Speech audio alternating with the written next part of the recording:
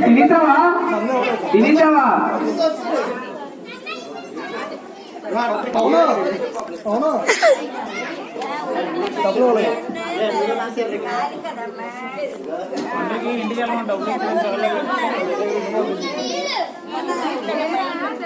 వెంకటేష్ వినాయక్ చంద వెంకటేష్ వినాయక్ చంద 2016 అంట ఇవ్వలేదు డబ్బులు చదివిస్తావు కానీ ఏమైనా కానుక ఇవ్వాలనుకుంటే స్టేజ్ దగ్గరికి ఇవ్వాల్సింది కోరుతున్నాం వెంకటేష్.